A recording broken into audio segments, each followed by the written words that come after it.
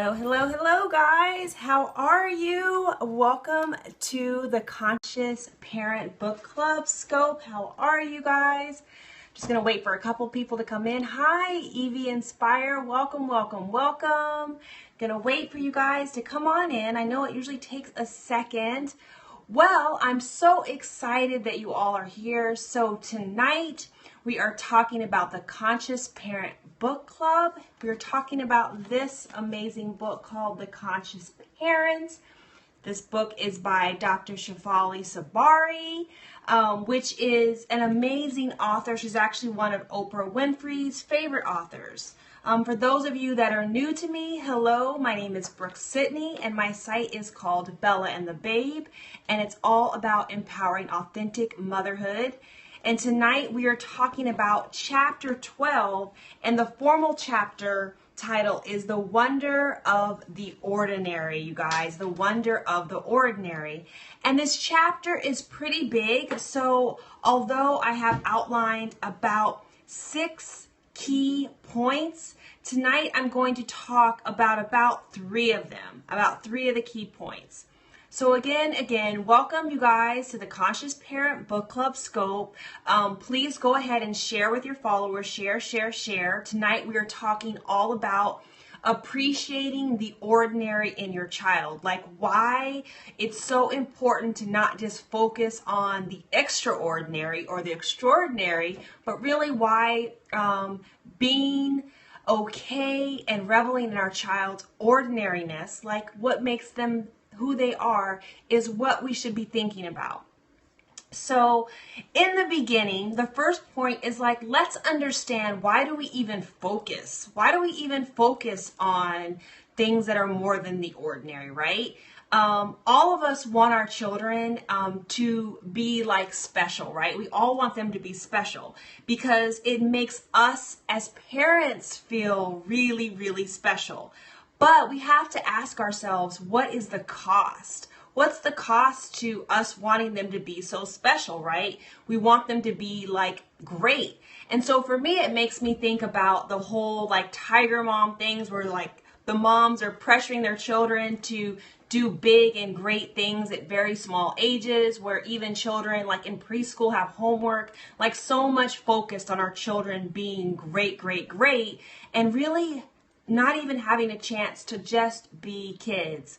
So you guys feel free to pop in if you have comments or thoughts. Please don't hold them to the end. Please feel free to just jump right in with any thoughts and comments that you have. You know, if you think this is true, do you think that we as parents don't focus on the ordinary nature of our children? Hello, Boss Babe Beauty. Thank you so much for joining. We're just now talking about understanding why we want our children to be more than ordinary. Hey, fam. Hello. How are you? So yeah, like there's something about us that really wants our children to be great because it's our ego. They're a reflection on us. So we want them to be awesome, right? We want them to be extraordinary. And sometimes we overlook their wonderful ordinariness, right? Thank you so much for inviting viewers.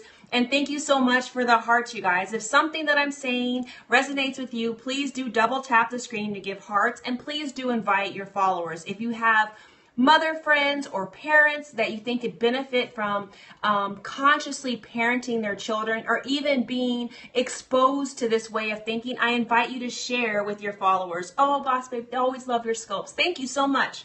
So we were just discussing, like, trying to understand why we even want our children to be more than ordinary. And usually it's because, you know, it makes us as parents feel special. Thank you so much, you guys, for all of you that have recently joined. For those of you that just joined, hi, my name is Brooke-Sidney, and my site is called Bella and the Babe, and it's all about authentic and conscious parenting and mothering. So tonight we are actually talking about chapter 12 of this book. Hello there. So we were just talking about why we want our children to be more than ordinary, and that's because as parents, it makes us feel special, right? And often we end up comparing our children to one another to see how they measure up, right? Because you can't be extraordinary if you're just if you're not comparing yourself. Like comparing yourself is the requirement to figure out if you're even better than normal, right? Or more than average. So what often happens is that when we do that, we teach our children that their success in life is actually dependent on performance, and that we start gearing them towards the future, like just thinking about the future. And it can actually cut off how they experience their own childhood, because they then start focusing on the future. I must do this, I must do that. If you guys have comments, feel free to jump in. I'd love to hear what you're thinking. You know, did you, as children, did you have any of these pressures, right? Did any of your parents, push you to be great, like place these big performance expectations on you? I'd love to hear it, because children are learning. Hi, Lady Poe. Children are learning that who they are, as they are, isn't enough in the adult world. And it's no wonder that like childhood is shrinking. I was talking about in the beginning, hello, good evening. Thank you so much for joining. I was talking about in the beginning how like childhood is sometimes shrinking. We hear about the tiger mom phenomenon where you have like preschoolers and little children having homework. I was very overwhelmed. I can really, yes, so was I. I had tons of pressure to not be ordinary or not to be normal and to just exceed, even as a small child. So I can completely relate to this chapter. So the second thing is that, just to ask ourselves as parents the question, do we revel in our child's ordinariness, right? Like often, hi Vince, thank you so much for joining. Like often a parent, like those of us that we were just talking about, me and I think a couple other people, I think maybe even Boss Babe Beauty was saying like we were denied the experience of ordinariness as children. Hi Vince. And so those of us that have been denied that experience of ordinariness as children sometimes have it, make it a little bit harder to understand that in our kids, right? We're going to expect them to do great things because we were expected to do great things, right? Or we were expected to excel and be way above just being an ordinary child, right? And so sometimes what happens is our children grow up with like pressure. Like pressure. And Boss Babe, I went the opposite. Yes, that often happens. You either have a child that goes the opposite, that can be like retaliate, or can... Vince says I was MIA because my iPhone wasn't working. Now I'm using my brand new iPhone 6S. Great, Vince. I'm so glad you're back. Thanks so much for joining. And lucky you to have a new iPhone 6S. I want a new iPhone 6S. But anyway, but yes, like Boss Babe Beauty was saying, was that, yeah, you can go one way and you can retaliate and you can like go against it, or you can go the other way, which I think was a little bit of myself, where I tried to meet all of my parents' ego-driven, expectations, and it was pressure and it was anxiety, and it was me then taking time to figure out what I really wanted, right? So there's two extremes created by the same situation. And so it's really good if we can tolerate our children's ordinariness. I know it seems probably silly a little bit, right? A little bit. Thanks so much for the hearts, guys. But it's interesting to think about when we're setting out examples and expectations for our children, right? And I know a lot of people say, one of the big things that people say is, well, don't we want to expose our children to the best, right? Like, don't we want our children to have all these different experiences? And we do, right? We do. We want our children to have a desire to explore. I agree. I'm the opposite as a mom. Exactly. Yes, totally. Yes, I got that sense. I got the sense that that maybe you had those expectations, but you've gone the other way. So same with me. Because of that as a child, I was determined to parent differently, especially in certain respects. And this is one of them. But we want our children to be exposed to things. Vince says all the knowledge to give to your children. Exactly. So we want to expose our children to things. That's totally right? We want to encourage our children to explore different things, to learn different things. We want to honor our children's way of being, right? But we want to make sure our children understand that their sense of worth isn't predicated on what they're doing and how they are performing. Boss Baby says, yes, they have a choice. Exactly. That's exactly it, right? We want our children to be able to choose to do activities or to choose to explore the things that meet what they're interested in, instead of us like making them do things because we want them to excel and do so many things. So it really helps. The children are the future. Exactly, Vince. So it really helps when we learn that when we help our children learn to value the ordinary, because they can inhabit life itself, right? And what I really mean by this, and why this chapter is important for our children, is that when children learn that they can just be, right? They can just be. They actually can appreciate the moment, and they're not always looking for bigger and better. They can just appreciate now, right? Like most of us as parents, we have a hard time doing that. You know, we are always being busy and doing, and we are always waiting for a better tomorrow, and we're teaching our children to do that. So part of Baby says, right. Part of having them learn to understand and appreciate just the ordinary, just the beauty of the everyday, the beauty of the mundane, is that they're able to really fully embody their life, like fully enjoy the life that God has given them, like what they're inhabiting at the moment. So I always think about it as like, if we're able to live in the now, then we're not always waiting for a better tomorrow, right? Like if we're waiting for tomorrow, then we're being robbed of today, right? We're being robbed of today, and we don't want our children growing up with that same type of paradigm. So Dr. Shefali does a really good job of highlighting some of the things that we could, show our children in the mundane, like the beauty of the sunrise in the morning. I know it seems simple, but it is just that. I know my son and he has like he loves the stars now, and like the stars and the moon, and we have like one of those machines that makes the stars on the ceiling. He loves that. It's so simple. Mouse Baby says, that's great. It's so simple, but he loves it. So just even taking the time at night before going to sleep to actually lay there with him and look up at the stars and the moon, like that's just appreciating these small little things, right? And so when our children learn to appreciate those things, they don't grow up looking for like this bigger and better and flashier and needing those things to be happy. Yes, loves this. Thank you. So, they're able to grow into the adults that can focus on what's before them as opposed to like what's not there, right? Like they grow up with a mindset of, yes, they will be satisfied. Exactly. Contentment. I think also like seeing abundance around them versus lack, because if you're able to see the beauty of right now, you're not always looking to tomorrow thinking it's going to be bigger and better. So the last point to cover, as this chapter is so rich, thanks so much for the hearts, is like the third point for today is like, it's called the fallacy of the overproduction of life. And how I think about this is kind of what's wrong with making everything into a big deal, right? Everything into a big deal. Because we know with kids, like things happen, they break stuff.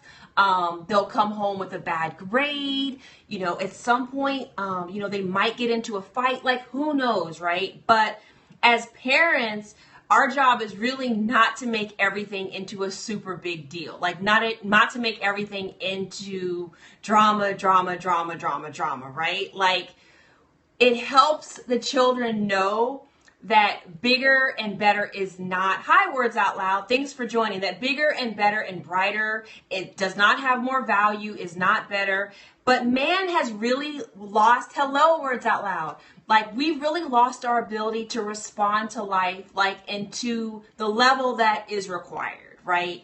And we're in a world right now where drama's praised, right? We are in the reality TV, world where, and I can say I used to work in television, we would encourage people to like get into it. We would encourage people to like bring up all the drama, to, incite things, because that's what people want to see. They want to see people get agitated and people get upset, right? And so if we as parents get upset over every little thing, right? If we make everything over exaggerated, we're teaching our children to respond the same way, right? And we're making our children think that life is meant to be lived fast and furiously. My name is Amani and I'm glad to be here. Welcome, Amani. So glad to have you here. Thank you so much for joining, right? And so the reason why this is all important, and it seems perhaps maybe silly when you first think about it, but we're trying to understand, heart bomb time, thank you so much. We're trying to understand why ordinary is great. And ordinary is great is because we want to learn that the simple things in life, we want our children to think that the simple things in life have value and that things don't have to be big, flashier, brighter, more drama stricken for them to be great. That there's a place for stillness, that there's beauty in stillness versus everything being loud and dramatic. That excitement is not better than being still or being quiet, right? Like, we don't have to turn life, especially the drama, into a major production, and we can help our children become more resilient and able to manage things better and not become addicted to highs and lows, like drama, right? So, one of the things that we can help our children do is help them really enjoy sitting with themselves, being quiet with themselves. I talked about this a lot. It was in the last couple of chapters. Not overwhelming, exactly. Not having them go, do, be involved in every activity. They're not going to discover who they truly are if they're going and doing all the time. They need to be still. They need to be still. They need to be able to figure out what they truly like. And that requires being quiet and being still.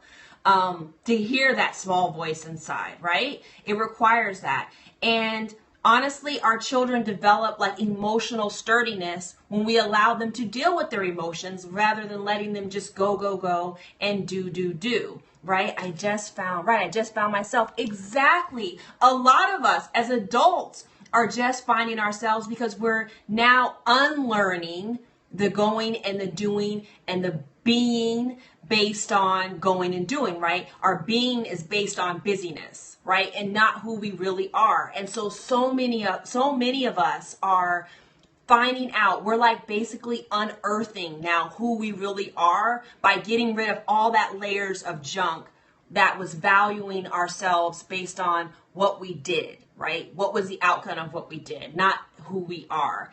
And so that's so awesome, Boss Babe Beauty, because that is the essence of what we are teaching our children. And the sooner that we model that, the easier it will be for them to become that and be comfortable in their own skin. Oh, thanks so much. Really be comfortable in their own sin, because the beauty of them is that they come here with their gifts. They come here with an amazing imagination. They come here thinking that everything is possible until the world or us as parents kind of chips that away, not on purpose, right? But that's what happens, right? Reality sets in. And so not to say that we shouldn't guard and protect our children and all of that good stuff, but we have to nourish their imagination and foster their inner sense of self, right? So that's a lot for today. Those were like 3 really, really big points. So the first one, just to kind of do a quick recap, was just to understand that, love this, yes, thank you so much, was just to understand that oftentimes we are the ones as parents that don't want our children to be ordinary because we have attached our egos and our sense of self to who they are and how well they perform. So like understanding that to me is very powerful, because it kind of then, we realize that's really our stuff and it's not our children. And then the second thing is really encouraging us as parents to really explore and revel in our children's ordinariness, to allow them to be ordinary, right? And encourage their desires and the things they want to learn about, and allow them to explore, right? And then really allow them just to be children for the short period of time that they're allowed to be children. And then the third point was really understanding that it is kind of a big deal to make everything in life a major production, that it's really important for us to value stillness over excitement, to really help our children become adults that can handle their emotions and deal with the world and are not addicted to like highs and lows, and can really value who they are. And as parents, we can encourage who they are becoming and give them the space to do that by not making them so busy and crazy. So that's kind of it. So for those of you, I wanted to offer people that are on my scope, for those of you that don't know, I have created the Mama Love Planner, and it's all about helping moms and busy women create more self-care time in their lives. And of course, I have a promotion for my Periscope viewers. So it's basically, you save $5 off my already sale price. So you can go to bit.ly/ML Planner and you enter the promo code FRIENDS5, and that helps you save an additional $5 off of the planner. So I figured I would offer that for all my awesome Periscope people, but definitely join me at my site, Bella and the Babe, bellaandbabe.com, and join for all of the conscious parent scopes. All of those are stored on my site for all of my registered viewers and users. So I would love to have you guys stop by my site and stay in touch. But yes, every Monday, usually I have the Conscious Parent Book Club scope, usually between 4:30 and 6 p.m. Pacific time. So I really appreciate those of you that have tuned in tonight. I encourage you to share this scope with other like-minded friends and family, people that are really looking to parent from a conscious place, from an aware place, from an intentional place. I encourage you to share this scope. But thank you so much for joining. I will see you guys later. Have an awesome evening.